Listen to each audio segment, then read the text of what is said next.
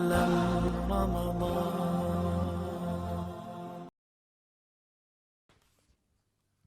بابو صوم یوم عاشوراء، عاشورہ کے دن کا روزہ.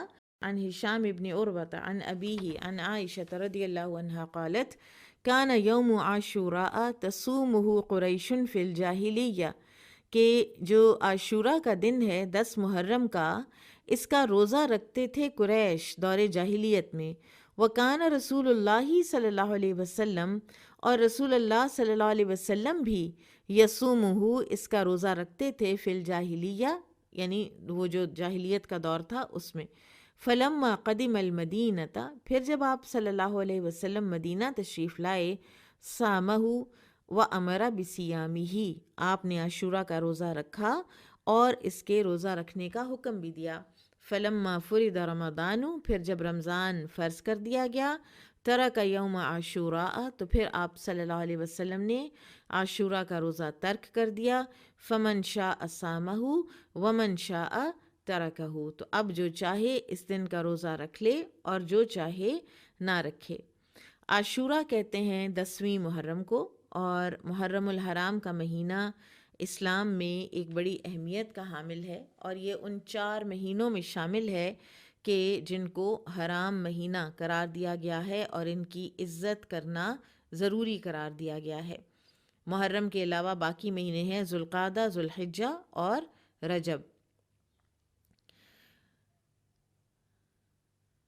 ابو ہریرہ رضی اللہ تعالیٰ عنہ سے مروی ہے کہ رسول اللہ صلی اللہ علیہ وسلم سے دریافت کیا گیا کہ رمضان کے بعد کون سا روزہ افضل ہے، تو آپ صلی اللہ علیہ وسلم نے فرمایا اللہ تعالیٰ کے مہینے محرم کا.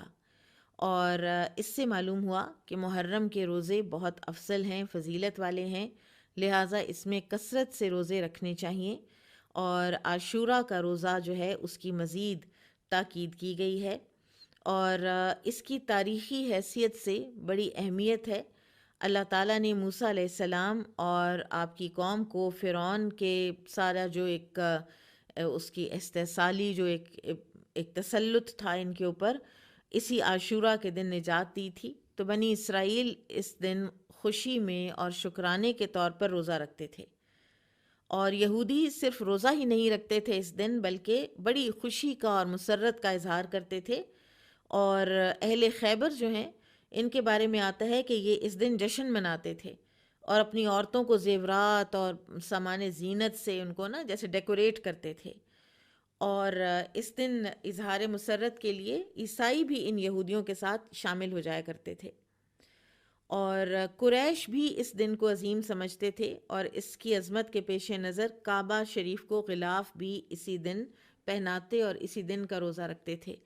قریش کے ہاں جو عاشورہ کی اہمیت تھی اس کے بارے میں ابن عباس کا ایک قول ملتا ہے رضی اللہ عنہما کہ دور جاہلیت میں قریش سے کوئی گناہ سرزد ہو گیا تھا جو ان کے دل میں کانٹے کی حیثیت اختیار کر گیا، اور انہیں بتایا گیا کہ عاشورہ کی تعظیم اور اس دن کا روزہ رکھنے سے اس گناہ کی تلافی ہو سکتی ہے جو تم سے ہو گیا ہے.